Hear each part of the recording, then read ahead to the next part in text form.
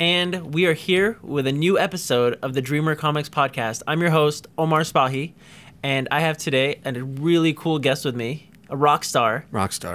Aubrey Sitterson. Hey, man. Thanks for having me. Thank you so much for coming on the show. I'm excited because your new book, The Comic Book History of Pro Wrestling. Comic book story of professional wrestling. The comic book story. I like to start every podcast by correcting the host with something, so thank you for giving me that opportunity. I got you. It just came out, and it's been like, so, I had a chance to look through it and read it, and I was like, as for me, I thought it was really cool to learn about the history of so many of these wrestlers that I've heard about in passing, but I didn't know their story or their full who they are or what they're famous for, and I feel like this book kind of encompasses that.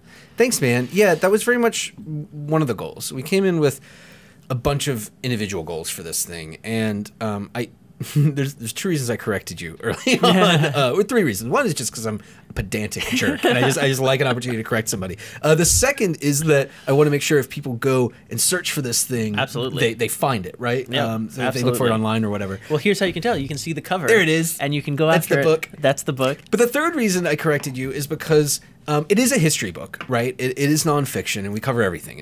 We start from, in the very first pages, there's cavemen fighting over mammoth bones, right? So we start very early, and we bring it all the way up to the present. About 2016 or so, because that's when I was writing this. It's been in gestation for a really long time. But the reason I wanted to specifically correct you about it is because it is a history, but we worked really hard to make sure it feels like a story. Yeah. That it feels like a narrative. I think that in nonfiction work, whether it's comics or documentaries or TV shows or prose, oftentimes what you end up with feels like anecdote. And I think that there's a real distinct, important difference between anecdote and story. Anecdote is a thing that happened, and that can be really interesting and fun to hear, right? You hear stories at a bar, those are anecdotes usually. A story is something that's curated, and it's been pieced together to hit specific emotional or thematic or story-based beats. And so, we didn't make anything up for this, but the act of curation, deciding what actually went into this, was one of the most difficult things, because it's 170 pages, so it's big. It's a hefty tome, and it's dense too. There's a lot of information. But 170 pages to cover the entirety of wrestling history, and I made jokes about the cavemen fighting over the mammoth bones and stuff. We start in earnest in the late 1800s. Yeah. To go from the late 1800s up to the present, individual chapters on wrestling, on lucha libre, wrestling in Japan, wrestling in the United Kingdom. It's a tall order to cover all that stuff. So the act of curation and cutting and deciding what we sadly couldn't include was a big part of it, and to try and create something that feels like a narrative, that it's not just a list of all the important facts you need to know about wrestling. It's a look at the evolution and development and beauty of the one true sport, put in a format where you read it, and not only do you learn these facts, but you gain an understanding for how this really specific, amazing, weird, violent, vulgar, crass, beautiful art form has developed. And that was the goal. It really is supposed to be a story. So when you were breaking down, because you're dealing with, if you go back to the 1880s all the way to now, you're dealing with, 140 years of content. What was your process like to refine that to get the most important bits of information throughout that history? Did you start and you're like, okay, we know we have to get the beginning of how wrestling became famous, but we have to also hit the big names, and we have to hit the big things that resonated with a lot of people as kids? And did you talk to people from other generations? Did you just kind of do online research? So I, coming into this, the editor on the book, Patrick Barb, he reached out to me because he was a fan of my wrestling podcast called Straight Shoot. I did it for 4 years, at least one episode a week, and we started off as kind of a Raw review show. We'd go live immediately after Raw, and we'd have on wrestlers and comedians, writers, musicians, anybody who's a wrestling fan who I thought might be able to get us more views. It was who I booked absolutely. on the show, right? But it was great because I developed a relationship and with a lot of amazing wrestlers, people like Roderick Strong and Tommaso Ciampa, Adam Cole, Shayna Baszler, all these big names that are now killing it in NXT. Chris Hero as well. And in doing that, I was able to learn an immense amount about wrestling just through the act of talking with these people about the art form. Also, as an avid wrestling fan for so many years, I've spent a ton of time and energy reading books about wrestling. So I had a lot of the base research already done, you know. So Patrick came to me because at 10 Speed Press, who's our publisher, they're doing this line of, they're doing a line of books called The Comic Book Story of. They had done beer, they had done video games. Patrick's a big wrestling fan. He listened to my wrestling podcast. He knew that they needed to do one about professional wrestling, that the time was right for it. And he had the bright idea to, you know, if you're going to do a big comic book about professional wrestling, maybe hire the guy who's a comic book writer and has a wrestling podcast. It's just obvious. It makes sense, right? So he came to me, and fortunately, you know, I had enough of kind of the preliminary research just up in my brain from years worth of reading wrestling autobiographies and nonfiction books and watching wrestling and watching documentaries and all this stuff. I had the base outline. I knew enough to sit down and do the outline and even do page breakdowns to figure out, you know, what's going to be on every single one of these 170 pages.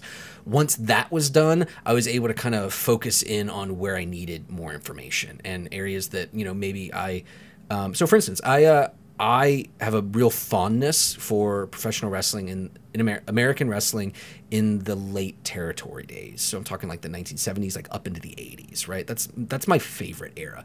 It predates me. I'm not that old, but I like going back and watching that stuff, and I love reading about it. So that I knew backwards and forwards. Yeah. But when it came to you know, getting the specific, like, and I watch Lucha Libre currently, and I watch Japanese wrestling, and there isn't as much British wrestling to watch, but I even watch some of the British wrestling promotions that have cropped up, but I wasn't as familiar with the history, and so I did have to go digging with, you know, Wikipedia, of course, is a great starting point, but it's not sufficient, you know? Yeah, so I would raid Wikipedia for the bibliographies, which I think is, I don't know, like if ever you're working on a nonfiction thing, like Wikipedia is incredible. Like, people talk bad about using Wikipedia as a source, and using Wikipedia as a primary source, lousy. Using Wikipedia to borrow their the bibliographies and the reference, perfect. Because I love it. Yeah, I mean, that's like, this isn't. I don't know. I don't feel like I'm giving away secrets or anything. This is just how research works, and people have forgotten that this is how you actually research stuff. So yeah, I had to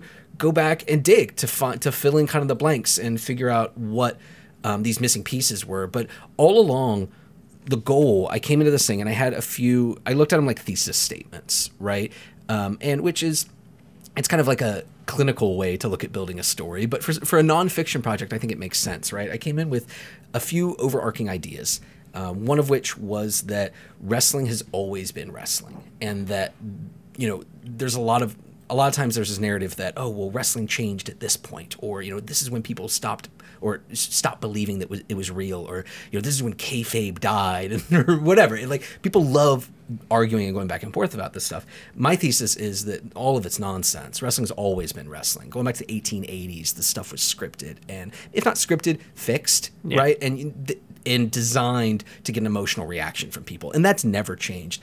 That was one of the theses, and the other one was this idea of shifting goalposts and blurring the lines between fact and fiction, and constantly moving and like sticking and moving to keep the audience guessing. So even when they think they know what's going on, they don't really, you know. And by saying yeah, this stuff is fake, but this is real, you know, and the way that constantly changes and kind of ebbs and flows over time throughout wrestling history. And so those were kind of my two overarching theses. And there are a lot of other ones. There are a lot of like recurring themes and thematic stuff that we tried to bring back and hit on, especially as, you know, there were some wrestlers that appeared over and over and over again as I was just naturally telling the story, which was really helpful in terms of giving us a through line throughout the entire thing.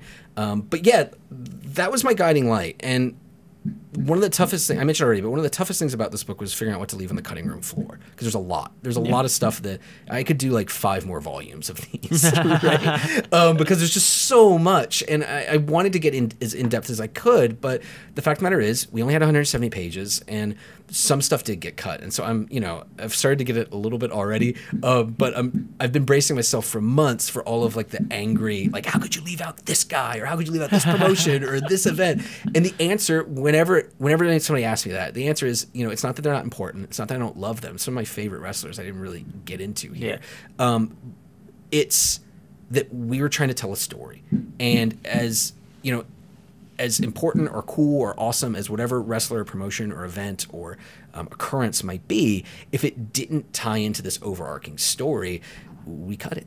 Yeah, it didn't make the cut. It doesn't work in the narrative. It doesn't work. Yeah, I mean, and that was the big thing. And you know, the reason we did that so it would hold together as one piece, right? That would hold together like a story. But we also did that for something that you mentioned as well. Like, you know, you're not a professional wrestling fan. You're not a dyed-in-the-wool wrestling fan. And we wanted to make sure that, you know, while hardcore fans are going to love this thing, you know, they're gonna see the shots that my co-creator on this, Chris Moreno, he did an amazing job. He blew it away. He did such an amazing job. Yeah, I mean, you like can see it just even on the cover and every single page, there's so much detail. You look at like just some of these Japanese especially once you get into like specific moments. You know, like there's a really great shot of Lex Luger showing up at the very first Monday Night Nitro. Yeah, it was a surprise, and it's this iconic, like kind of like slightly worm's eye view shot of him in the Mall of America wearing this like weird Nehru collar shirt. And you know, Chris is such a good caricaturist, and he's so good with period stuff that he's able to take iconic moments like that and recreate them in a way that is evocative and makes you feel like that moment without it ever being like a light box, like really like obvious photo reference thing. And you know, so there's a ton of stuff like that for hardcore wrestling fans. So they're going to see it and they're like, oh, I remember that. And like and it's going to give you the same feeling that you felt when you're seeing this stuff originally. But just as important as that, you know, and that is important. I wanted this to be a definitive work on wrestling. But not just for the hardcores. I wanted it to be definitive for new fans and lapsed fans. And you know, if you are a diehard wrestling fan and you have a friend who's like, you know, what is this all about? Like, I don't get it. It's just so much, and it can be overwhelming. Just like comics, it can be a little overwhelming if just try and dip your toe into it. Yeah, I want this to be a book that you can hand to somebody and they can read and they go, I'm in. They get it, you know. And even if they don't love wrestling, like, you know, if you don't like wrestling, you don't like wrestling. Exactly. You'll understand why people do love it, and you'll have enough base knowledge to move forward. Yeah. You know, whether it's watching mainline WWE stuff, whether it's getting into some Lucha Libre or some Puroresu or, you know, British promotions or indies or whatever it is, you know, like we cover it all in here. And I hope that it gives people the confidence and the knowledge base to hone in on what exactly they like and pursue that and become big wrestling fans if they want to. Yeah.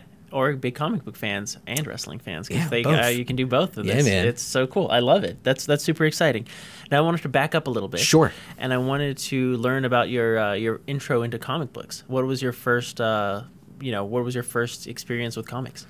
My first experience with comics was actually newspaper strips. Oh wow. Yeah, I got into comic books a little bit later, but from young childhood, I was all in on newspaper strips. My favorite was anything that Burke Breathitt did, right?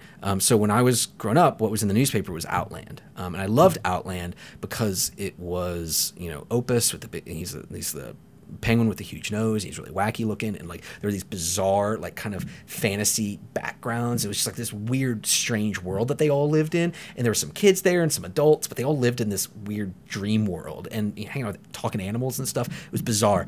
And I loved that, and so I would go to like Walden Books at the mall, and I started getting, whenever I had money, I would get an Outland collection, right? And then I found out that there's this other thing called Bloom County, which was Burke Breathitt's comic book or comic strip prior to Outland, and it's much more political based. You know, Burke Breathitt's primary influences are Gary Trudeau from Doonesbury and Vaughn Baudet, and I didn't realize that until I was like in college, because Vaughn Baudet's stuff is not readily available. And it's not, you know, it'll get collected and then it'll go out of print, and it's hard to get your hands on, which is a shame because I adore it. I highly recommend the work of Vaughn Baudet. But Burke Breathitt pulled from these two different traditions, right? And Bloom County was much more on the Doonesbury side of things, and that it was like really heavily political based, and like current events, like very, very topical. And so I would buy these collections, and you know, like it was probably like in the early 90s, but these were collections of daily newspaper strips that were very political and very topical from like the mid 80s, and I knew none of it. It went clean over my head. But it was like it was still like the funny animals, and it was still like the really great cartooning and like funny weird gags, and a lot of like meta stuff too, fourth wall breaking, and I loved all that, and I kept reading, and like every year I would just I don't know, whenever I was bored or didn't have anything I was dying to read, I would just go back to these Bloom County and Outland collections, and every time I read them, like even now, I still go back to them because I love the cartoons in them so much. But I will get jokes and stuff that I did not understand as a kid. So wow. Yeah, man, that was the start. And I loved, I loved other newspaper strips too. Calvin and Hobbes and Far Side were my other two favorites. But I was fully committed to Burke Breathed. That's what I adored. Later on, as I got a little bit older, I started getting into comic strips or comic books through my cousins because their dad bought everything, and they had a basement full of long boxes. And so nice. I could but like even then, like I didn't read necessarily what was most popular or what was coming out at the time. I read whatever looked weird and neat that they had. I subscribed to one comic book for a long time, and it was Robin. It was Chuck Dixon and Tom Grummett Robin, and so that was really formative on me too. And it's funny looking back on that because I didn't at the time. I was just like, wow, this is like a cool kid. Like he was a little bit older than me. He was in high school, but he had like, they drank Mountain Dew and they played Dungeons and Dragons, or like their Dungeons and Dragons knockoff, and he had a cool car, and like he had this girlfriend who was beautiful, and then he had this other girl who was a superhero, and she had a crush on him. And I didn't at the time, it blew my mind. I thought it was amazing. I didn't realize that it was just Spider-Man. It was and that's not a knock on that series because I love it. It was just Spider-Man, and I didn't get it though because at the time Spider-Man, like I know that like the platonic form of Spider-Man is like nerdy kid in high school and love triangles and like all these old men are the villains and stuff. Not for me, man. For me, Spider-Man is a young adult living in the city, cool job, hot wife with big hair. It was that 90s like McFarlane and like Larson Spider-Man, right? So like I didn't get at the time that it was basically just a Spider-Man riff, but I adored that. And Tintin, man. Oh, I love Tintin. Yeah, like that. Huge that was the other big thing. When I was like in second or third grade, our library, we didn't have a school library, but we would walk to the public library, right? And they had a shelf of all the Tintin books. That's so Some fun. Genius librarian there, and I read all of them, and I adored them. And that's so much like fun. That's like I don't know. That's very much the DNA of, I think, of my comic book consumption and what I try and emulate, right? Like I love, the reason I go back to that Burke Breathed stuff is because I think he's so good at setting up gags and just kind of, and the pacing of it. And I think that like that's something that even if you're not doing joke comics, like the pacing of a gag is something everybody needs to master, I think, if you're working in comics. Absolutely. Because it's the same pacing whether it's a joke or whether it's a dramatic moment. You need to give things time to breathe. Yep. And so that's crucial for me.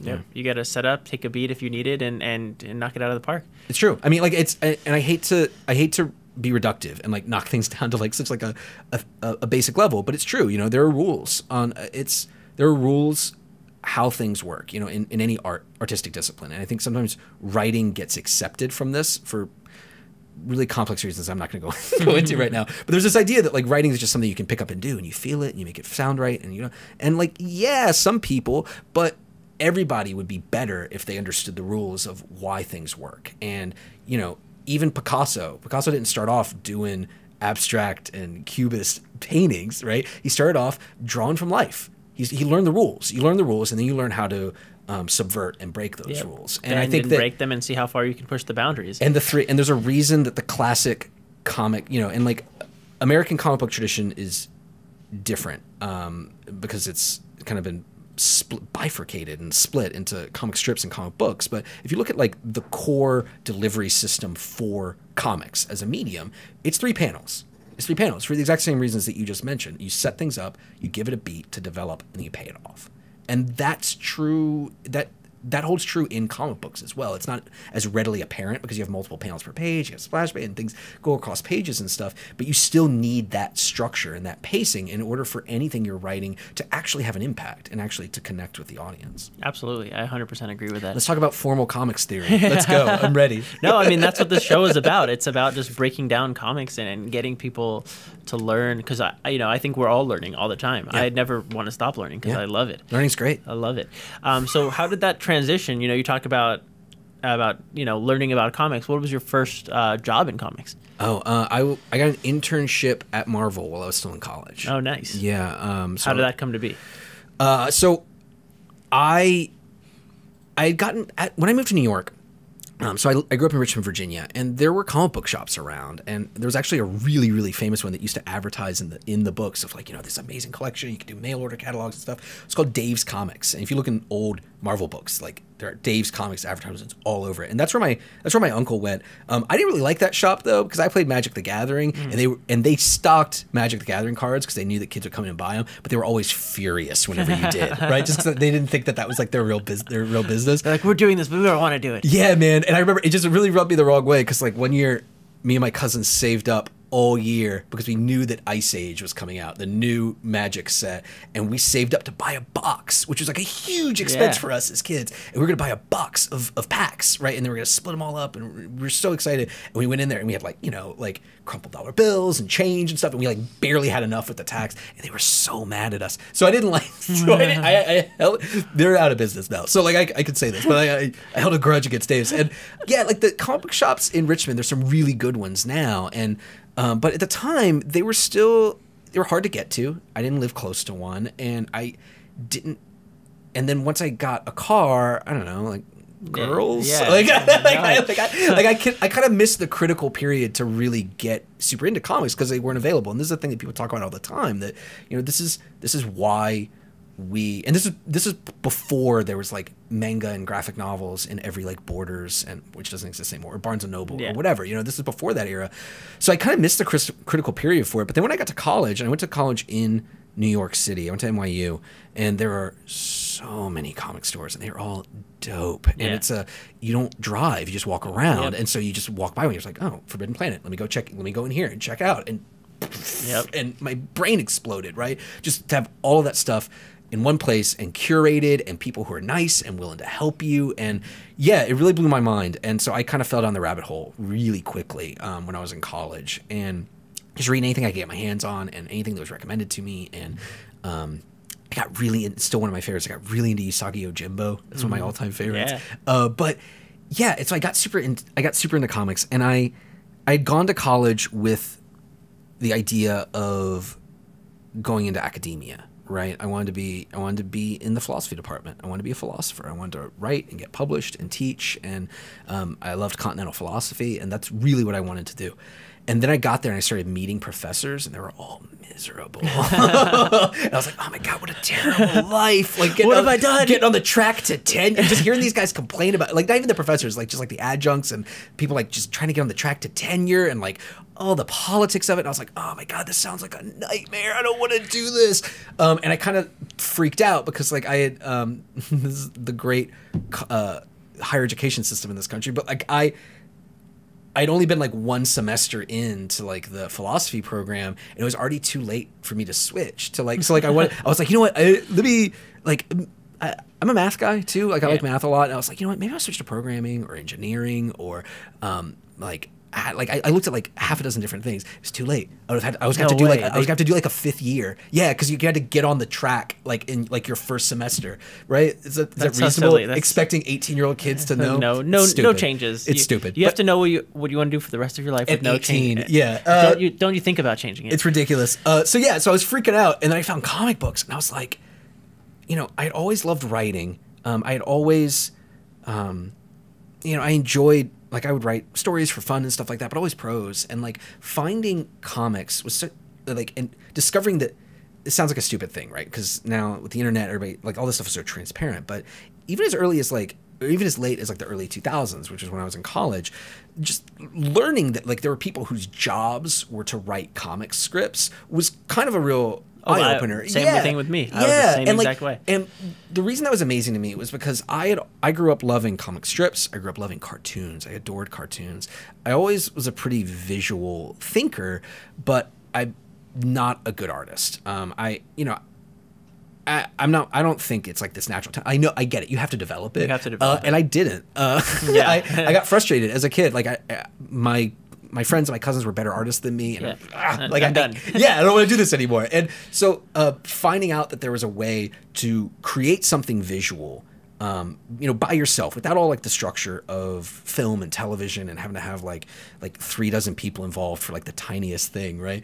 That there's a way to do that, to create something visual without me actually being an artist was, I don't know, it was like a lightning bolt to my brain. And so I immediately set out to try and figure out, okay, well, how do I do this? I don't know anything. I don't know anybody. I don't know how things are written. I don't know how the industry works. I know nothing. And I figured, well, maybe I can get an internship. Maybe I can get a job, the same way, like, I don't know, all my friends at like NYU Business School were like getting like Goldman Sachs internships and stuff. And I was like, oh, I'll go to Marvel. And so I found email address. I went on the websites, right? Mm-hmm. And I looked at Marvel and DC. And I was always more of a Marvel kid, but I didn't care. Just let me into one of these. And DC had nothing about their internship program on the website. So done, right? End of search, right? Marvel had a thing about it, but it was like, please, like a little page. It was like, please call the main line, like call Marvel headquarters, just like the receptionist. And I did, and I would get like shunted over into like the phone tree, right? Yeah. It was like.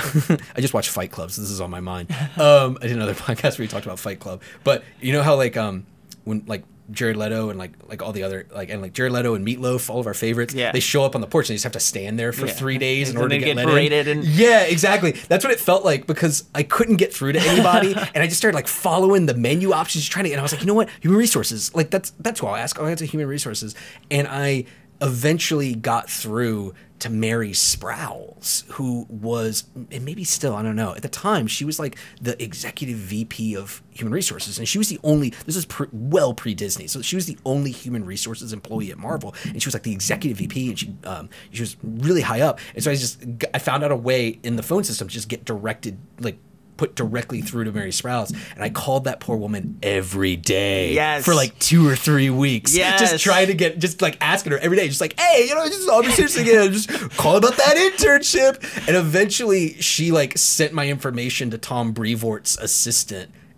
in editorial, and they brought me in for an interview. I love it. Yeah, just sheer force of will. Persistence. Yeah. So I got that internship. I worked with, in Tom Brevoort's office. At the time, it was Andy Schmidt and Nicole. At the time, she was Wiley. Now she's Nicole Boos. And I think that's it. And then Molly Laser joined later, too. And yeah, I worked as a intern, and then they liked me. And I was really eager, and I was really hungry. And so my last semester, maybe semester and a half, they brought me on as an editorial assistant. They brought me on as an employee. So I was working part-time at Marvel while I was still in college, while I was finishing up my degree. And then once I graduated, the timing worked out really well because someone in Brevoort's office left, and I slid in as an assistant editor. That's the way it works. Yeah, man. Someone moves out and you go, okay. Yep.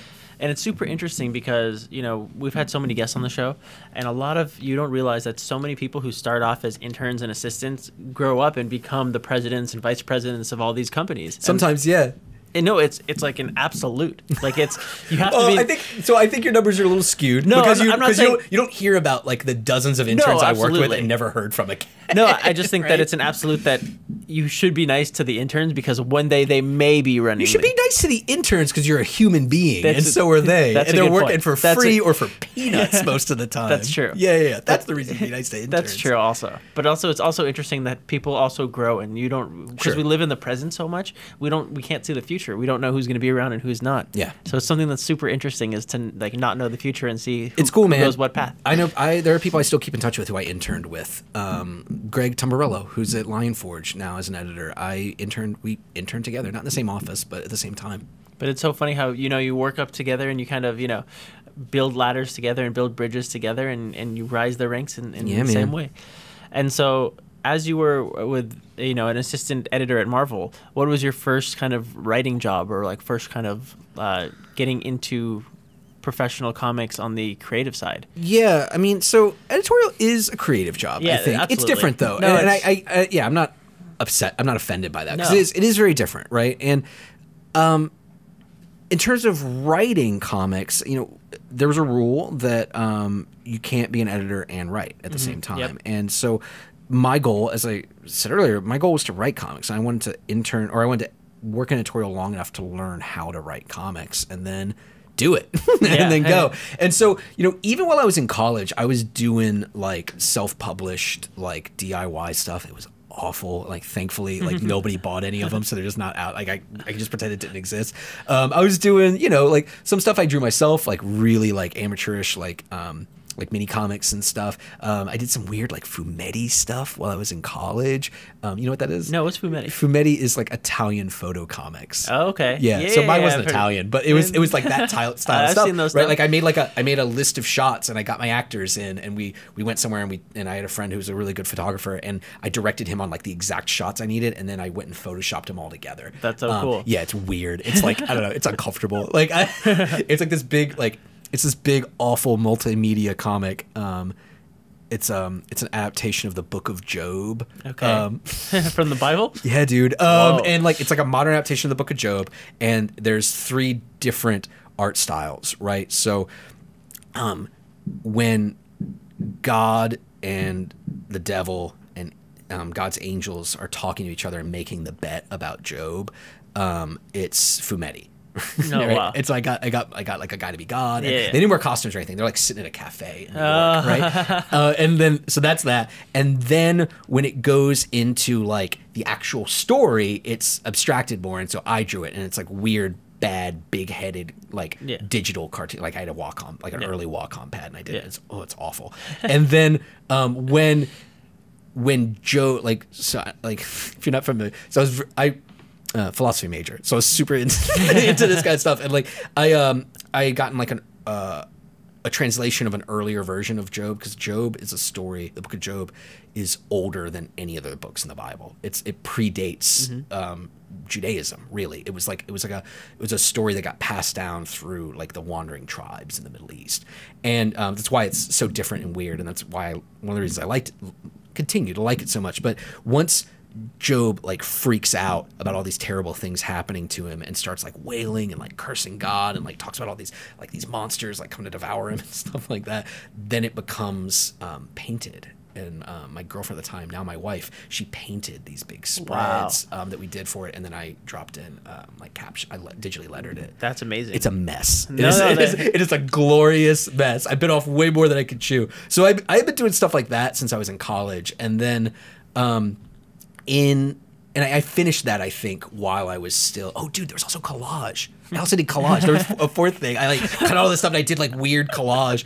It's a mess. But so I finished that while I was working at Marvel, and then I didn't actually start writing a comic to get paid to do it. I think the first credited paid writing job I did was actually in the back of my friend Mark Guggenheim's Resurrection series at Oni. I had edited Mark at Marvel. I had edited him. I had assisted on his Wolverine, and then I edited Blade, him and Howard Chaykin, and we got along really well, and I liked that guy. And we were in the process of starting to. I was going to edit his. I left Marvel and I went to WWE, and I worked for their website, and we're in the process of getting ready to start his line of image books. Mark's line is called Collider, and I was going to edit those for him freelance.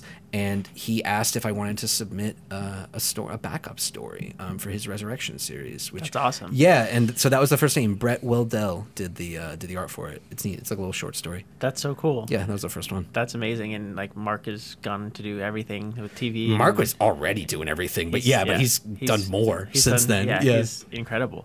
And then, going back to the comic book story of professional wrestling. Yeah, man. This wasn't the first book you and Chris Moreno did together. No, sir. No. You have Worth. Worth, the graphic novel Worth. Yeah, man, this is an interesting thing. So it says right at the top, Roddenberry presents. It was Gene Roddenberry is the creator of Star Trek, and his son Rod Roddenberry, he has a company called Roddenberry Entertainment, and they Trevor Roth specifically had this great idea for like a concept, like not even a full treatment, just like a concept for a graphic novel.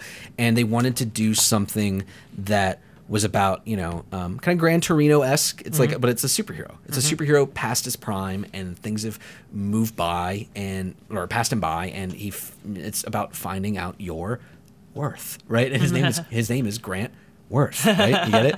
And so that was kind of the idea. And like, he has the power of mechanopathy, right? He can control machines. And so, what they wanted was something very much in the style.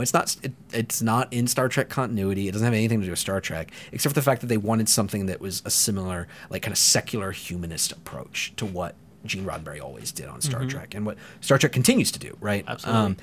And they came to me, and through Mark Guggenheim, actually. Mark Guggenheim put them in touch with me, because he's like, oh, you should talk to, if you need a comic book writer, a smart guy, he's hungry and looking to do something big, talk to Sitterson. And they did, and we hit it off, and I came to this thing, and, I said, if you can control machines, if you can talk to machines, if it's all about feeling past your prime and like feeling like life has passed you by, and this kind of like this very dour, like contemplative, meditative tone.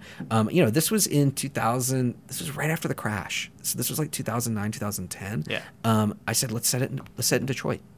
And so what I brought to it, and what I was really excited about, was I'm a big MC5 fan. Do you know MC5? No. They're this great, people call them proto-punk, but I don't think they are. I think they're garage rock. They were like a late 60s rock band from Detroit, and they come from the same milieu as the Stooges, with Iggy Pop and Bob Seger, and even like early Ted Nugent stuff, and they were all these guys who grew up, these like working class white guys who grew up in Detroit adoring Motown, and specifically Chuck Berry.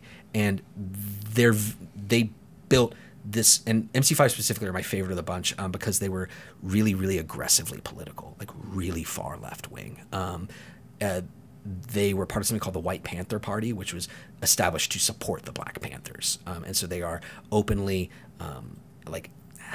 maybe like anarcho-communist is the best way to describe it, but they're really, really far left-wing, and they would do these big like anarchic live shows and stuff.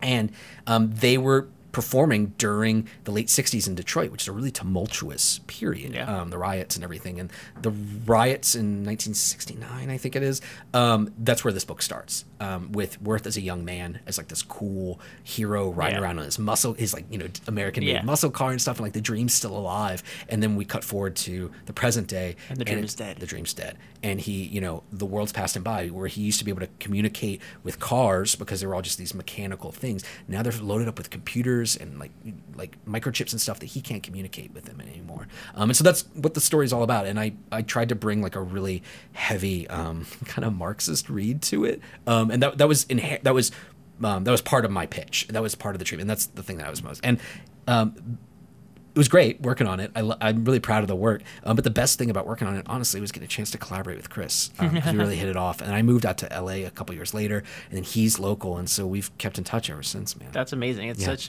comic books is such a community-driven thing, so it's cool to have people who you kind of rise up with and continue to work with, even back then and even now. And it's finding people with similar sensibilities. And I think that, Chris and I are into very, very different stuff.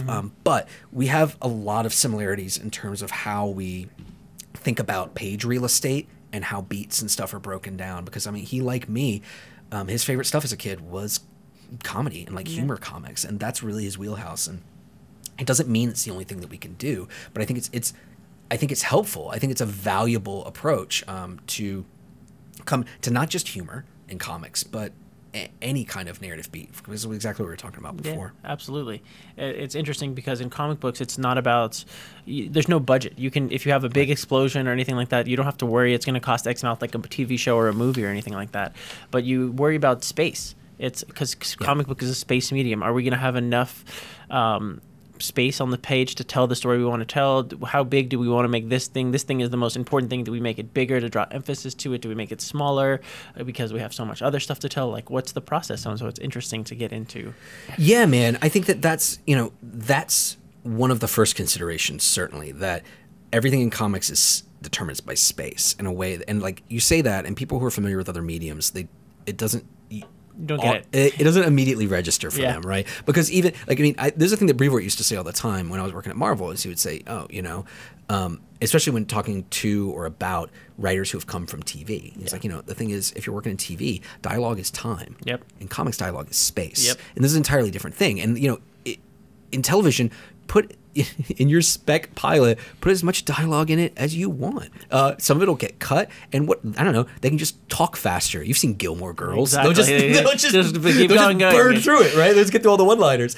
And it's fine. It doesn't work in comics because you end up with just a white page because of all of the no one wants captions. And you're like, it's not a comic book, and people want to read. That's not what it's about. So, I mean, I think that space and how you use space on the page is like the first level of consideration. And I think something I've worked to get better about since Worth, definitely, is another level of consideration, which I think is just as important, but it's even more subtle. It's a slightly more difficult thing to wrap your brain around, which is that comics is about moments, right?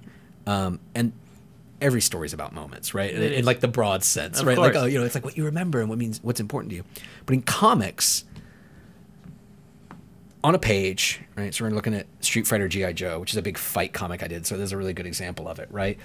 These are on every page. There's five panels here, which is what I kind of always aim for, and then go less or more depending on what the page is trying to accomplish. But every panel is an individual moment. Everything else is made up by the reader, right? So it's incumbent upon you as the writer and the artist to make sure that every single panel you've chosen is incredible, is an amazing moment, right? Even if it's just a bunch of Street Fighter characters and like G.I. Joe characters like doing like wide-eyed, like slack-jawed reaction shots, right? Every panel needs to be incredible, right? Of course. And like that's like a very Aubrey process thing, because not everybody thinks that way, and I there is something to be said for the approach of, like it's the stat panels of talking heads and stuff, and then like one's a little bit different and things like that.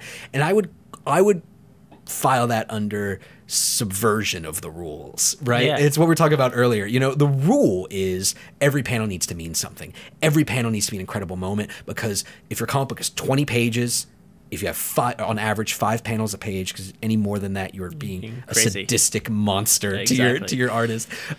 5 times 20, that's 120. You have 120 moments per issue of a book, and that's not a lot. Yeah. And you need to make sure that every single one of those means something and carries narrative weight, because I mean that's the beauty of comics, that like you let the reader do the heavy lifting, right? You choose the moments to give the reader to encourage them to fill in the blanks the way you want them to. Absolutely.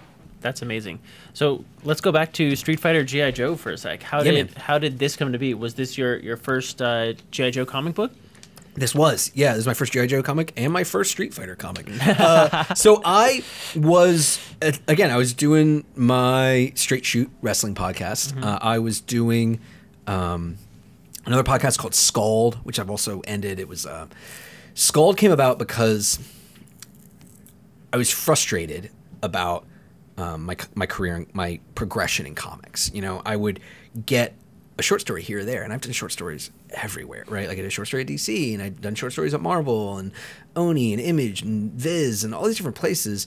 And I would do a thing, and everybody would say they liked it, and it would get like good reception online and reviews, and the editors and everything would like it, and then nothing. Yeah. And nothing came next. And it started to really frustrate me because, I didn't have anything consistent, and I'd been trying for years to get creator-owned pitches and stuff going, which is really tough, as everybody knows, because, if you're most of the time, if you're talking to an artist who is good enough to do a creator to do a really good creator-owned book, that person's in demand. Yep. And so if you can't pay them, then they're working on spec, and that means that they've got to deprioritize your stuff. And the second Marvel or DC or an image creator comes asking, they're going to leave. And that's not a knock against them, but it's just tough because it's really difficult. It's really difficult to bootstrap yourself up if you don't have a sack of money to pay somebody right out of the gate, or you're not an artist yourself, which, as we established, I'm not. And so Scald came about because I was thinking, okay, I need to have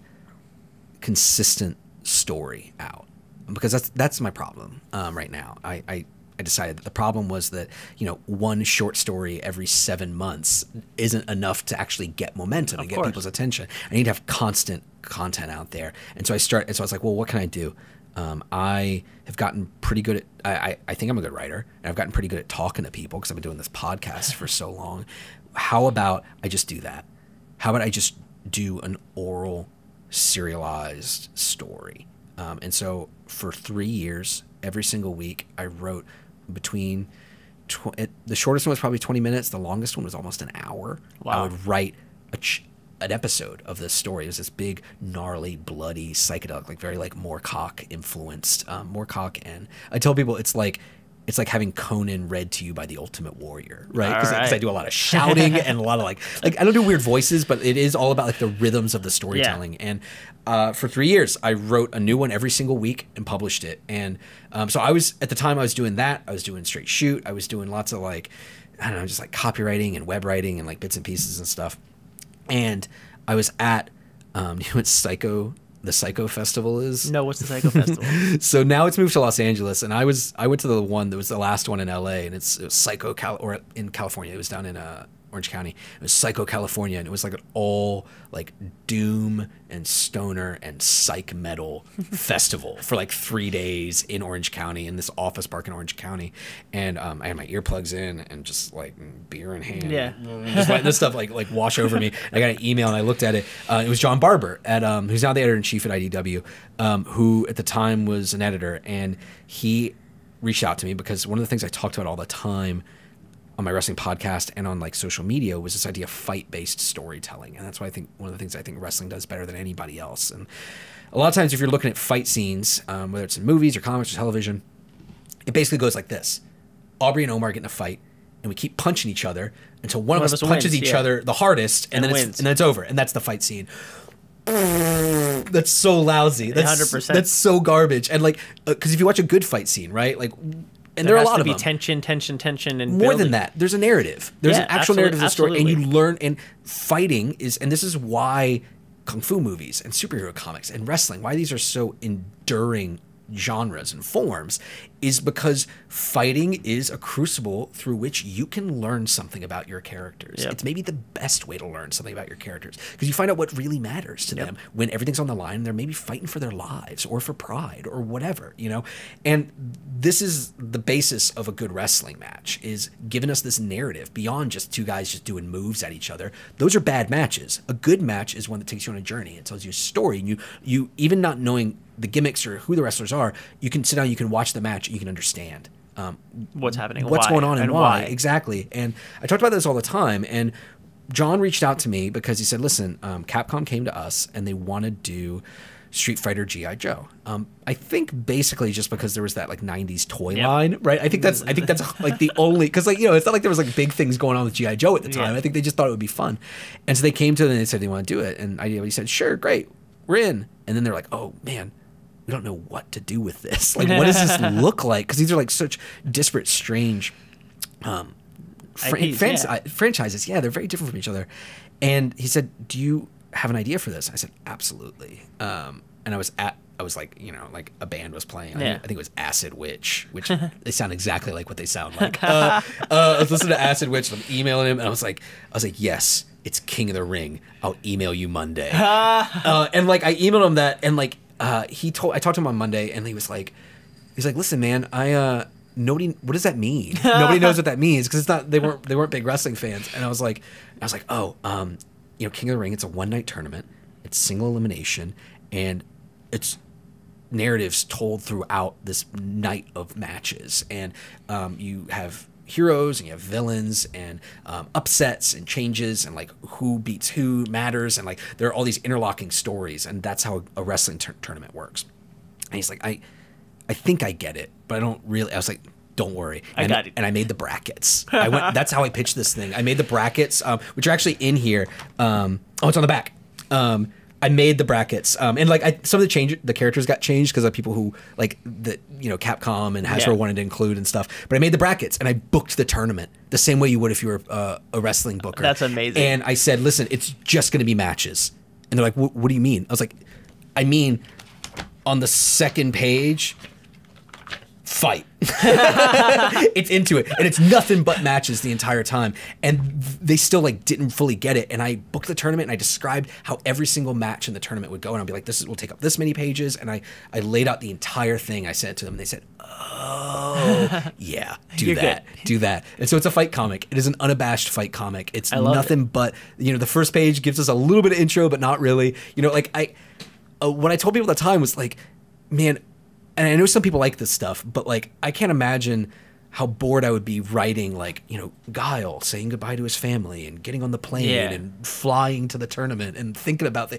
No, that's not what I want. It's Street Fighter G.I. Joe. I want them fighting each other immediately, and we'll build the story out of that. Yeah. So like that was very much like the high concept of it. It's 6 issues. The first 5 issues are all the tournament matches, and we give them more space as they go on because it's a tournament. And the later matches are more closer important. matchups. Yeah, exactly. And then the final. So the first 5 issues, it's G.I. Joe in a Street Fighter format, right? Them in this tournament. Yep. And then the final issue is Street Fighter characters in a G.I. Joe format. Oh, that's awesome. So it becomes a big war. It becomes it becomes a big like crazy battle with like spreads and stuff in it. Yeah. That's so much fun. So we cover all the bases. How did that end up transitioning to doing the main series with G.I. Joe? Hasbro loved how I handled the G.I. Joe characters. Naturally. So, yeah, I mean, but it was a shock to me because as I said, it was very much about taking G.I. Joe and putting it in a Street Fighter context. And so IDW called, and I think they mentioned they want to talk to me about like a new gig or a new job. And I would have bet that it was something Capcom related because I thought I had just nailed the Street Fighter stuff so good. And I called and they said, listen, Hasbro really liked how you handled the G.I. Joe characters. And they liked that, it was more influenced by the Sunbow cartoons, right? Because that was my wheelhouse. And that's what I grew up loving from G.I. Joe. And they liked the, they all had their specialties. None of them were just interchangeable army men, right? Like they all had their thing that made them them. Exactly, yeah. And that was important to me in booking the tournament and choosing who we used, right? Because we don't want to have interchangeable guys. Yeah. Everybody has their own vibe and feel.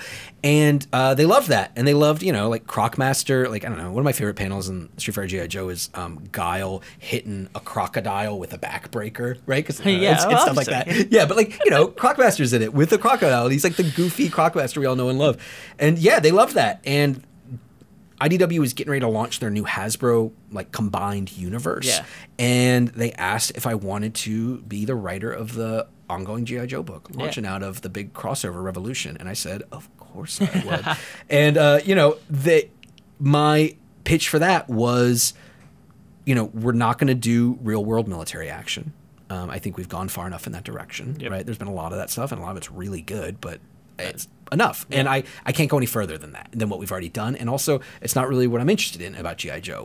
What I love about G.I. Joe is that it's aspirational, and it's heroic, and it's gonzo. It's action-packed. There's a ton of plot. I went back and I watched a ton of those old, like, Sunbow. Oh, that's so much fun. I had them send me, How cool is that was your job for a point where you're like, I have to go back and watch cartoons. Like, that's freaking awesome. I loved it, though. I mean, and the thing that some things really struck me about it, I knew that G.I. Joe always had like a really diverse cast. The very first scene in the Sunbow cartoon, it's like, it's like Duke says something like Duke almost gets hit by a jet landing, and he's like, I'm gonna cut your mustard, hot dog, or like something really goofy, and then the cockpit pops open and it's Scarlet. And it's like, whoa! It's a girl driving this thing, and like this was like in the early '80s. So this, cutting edge for the time. It really was, man. And like, so that was a big part of it. But the things that really floored me was how much plot there was. There was just always stuff happening. And like you would watch, my favorite parts of the show were the previously on G.I. Joe. Because they had to do like the Micro Machine guy. Like they had to talk so fast to like get it in there. Just like rattling off. Roadblock got attacked by giant plants. Duke is fighting a Cobra robot. Snake Eyes is hanging out in a cabin with a wolf. And it's like, what? What is going on in this thing? It's bananas. And they tell you all this stuff, and then they are immediately into more. And just loaded, just constant plot. And so that was the thing we really wanted to do. And also, jokes. There are so many jokes in the old like Sunbow cartoon. Yeah. And we want it to be fun, man. So like that was it. That was the goal. Yeah, to come in and do big, fun, gonzo sci-fi action superheroics. You know, my like comics wise, my biggest influence on it was Claremont, like early Claremont era X-Men. Yeah, you know, like it's a big team of weirdos, and they've all got their own like drama and arcs and weird stuff going on. And they had a call with John and Carlos Guzman, who became my editor on the book, and we each all of us had like made lists of questions, like so it was like the kickoff call, like trying to figure out what we're doing for this thing, and they said, Aubrey, you know, we have a thing we wanted to ask you about, and if you want to do it, great. If you don't, you know, we're not forcing you. It's totally up to you and like the vibe you want to have on this thing. And I was like, well, what is it? And they said, well, what would you think about having a Transformer on the team? And I said, dudes, that was my first question. May I have a Transformer, right? Because we're you know, it's a combined universe. Yeah. So that's why we have a Transformer on the team, man. That's so cool. And they said, well, who do you want? And I said, well, of course I want Starscream. And they said, well, you can't have Starscream. Starscream is crucially important, and we've got things going on with him. How do you feel about Skywarp? And honestly, my response was, who's Skywarp? and they said, well, he's basically a color swapped Starscream, but he's dumber, and he has like a teleportation function that's broken right now. And I said, perfect. Yeah. So like Skywarp is like our early Wolverine. Like when you still thought like Wolverine was a jerk and like he might snap and like kill everybody because he could if he wanted to, right? So or also, I mean, the other like the better comparison, Skywarp is Vegeta. Skywarp is our Vegeta in this thing, and that's why I told everybody. Always angry, always. Yeah, and like barely reformed, right? And like he might decide to kill everybody at any given moment, you know. And so yeah, I mean that was the genesis for G.I. Joe. We went, and I was really fortunate to have amazing artists working on it with me. Yanni Milaniani, who had worked on Prophet. He was perfect for like all this like gonzo sci-fi stuff and drawing Transformers and laser guns and kung fu fights and stuff, and big underwater bases. And we had Aaron Conley on covers, and he did a fill-in issue for us. It's great stuff. We have 2 volumes of it out, and some decent beefcake for you there. Beefcake. Yeah, man. But yeah, it was supposed to be, you know, we called it the crown jewel of the Hasbro universe because I really wanted it to just be everything. I want it to be all of like the big crazy action adventure stuff that you want from these characters. They did their year 2 event, which was called First Strike, and I did a couple tie-ins with the First Strike event with Ilias Kyriatis, who's an amazing artist, and we did one for G.I. Joe, and then I wrote the Mask one as well because it was like combined. It was Mask with G.I. Joe. It was Mask. Well, I'm sorry, it was G.I. Joe fighting Mask villains. Okay, wow. It's whatever. But I don't know. We had a lot of fun. It's a lot of big like robot fights and weird stuff, and I love it. That led directly into Scarlet Strike Force. So Scarlet Strike Force with Nelson Daniel on art. So tell us about Scarlet Strike Force. What Scarlet Strike Force is? Look at that. So we ended the G.I. Joe run with a brand new Cobra Commander who is the Baroness for the first time, and because in the IDW continuity, it had already been established that Cobra Commander was not somebody's name, it was like a title that was passed around and stuff. She mutated weird actual snake men to fight for her. Crystal Ball is there as a strange like cultist, like cult leader. They fight army ants, which is one of my favorite Hasbro toys as a kid, which is like a really deep cut, but I love it. I love them dearly. And they go to basically, I told you it was X-Men influence. Dude, they go to the Savage Land and they're attacked by dinosaurs. I love it. And so they have to deal with dinosaurs in this like Savage Land-esque place where Cobra has set up. Sounds and of course, so this is my sounds like the first run of Ultimate X-Men, like when Ultimate X-Men came out. Or any X-Men. Any X-Men. They always end up in the Savage Land. It's the best. It's the neatest. Why would you not want to fight dinosaurs? So the thing that was happiest about, I don't know, maybe not the thing I'm happiest about, but one of the things I loved was that controlling, like in charge of wrangling the dinosaurs, were Crocmaster and Raptor, and they have ongoing bickering arguments about whether they're birds or reptiles.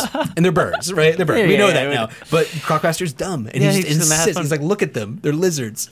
I love it. So I have one final question for you. Yeah, man.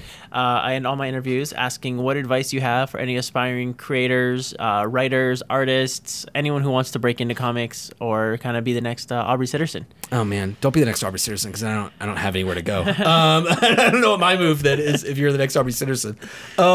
Yeah, you know, it's real different. Like, it's changed a lot. Like, I don't consider myself an old guy, but the way to break in has changed enormously, and that you don't really need to break in per se. You know, it used to be that that was the big struggle you know, it's all difficult. But the fact of the matter is, especially if you're an artist, just get your work out there, man. Have social media, have a website, post your work, post a lot of it, and Don't be shy. yeah, man. As writers, it's a lot more tough. It's a lot more difficult, and I think it's even more difficult now than it used to be for writers. I disagree. Really? Yeah. I think it's easy with Kickstarter, with a lot of different ways you can post stuff on social media. Like the barrier to entry to me has changed. Yeah, I think that I think the difference is this though.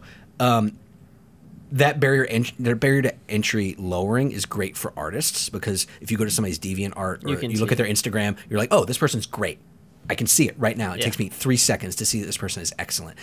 A writer's a lot more difficult. Absolutely. They have to get something drawn, because nobody likes reading scripts. Even editors hate reading scripts. Everybody It does. sucks. You have to get something drawn, and you have to get it out there, and you need like a time commitment from people to actually sit down with this thing. So I think that the barrier to entry has worked to benefit artists, and it's made it a lot harder for writers. My advice for writers is, in the meantime, while you're trying to make the connections and find the artists and con somebody into working with your dumb ass, right? To draw your comic books. Because that's what it is. As a writer, that is your constant job. Convince an artist that you are worth dedicating way more time to your script than you have. Yep. And when you look at it that way, I don't know, I'm amazed that anybody wants to draw anything for anybody ever, because it's such a generous thing, right? Yeah. But while you're trying to make that happen, man, if you're an aspiring comic book writer, make a comic. Yep. From start to finish. Draw it. And you know, you don't need to learn how to ink. The important, like, inking is an amazing discipline, but you know, as things are moving more and more digital, it's not as necessary all the time as it used to be. But write a comic for yourself. Write a script for yourself. Draw that script. It doesn't need to be a 100-page graphic novel. Just, you know, get it out. Draw a short story. Write a short story. Draw it. Color it. Letter it. Yeah.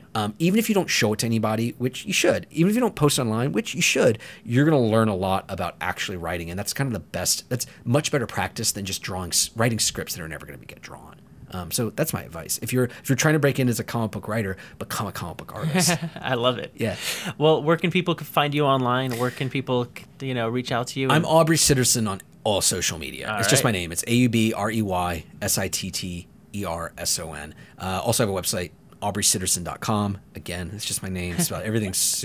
I'm very easily Googleable. There are a lot of Aubrey Sittersons running around. But yeah, my website's got links to all the social media, buy links for all my books, and so stuff Amazon, like that. everything like that. Everything's linked up there. Yeah, cool. And Comic Book Story Professional Wrestling, it's available right now. We're extremely proud of it. Myself and Chris Moreno are co-creators.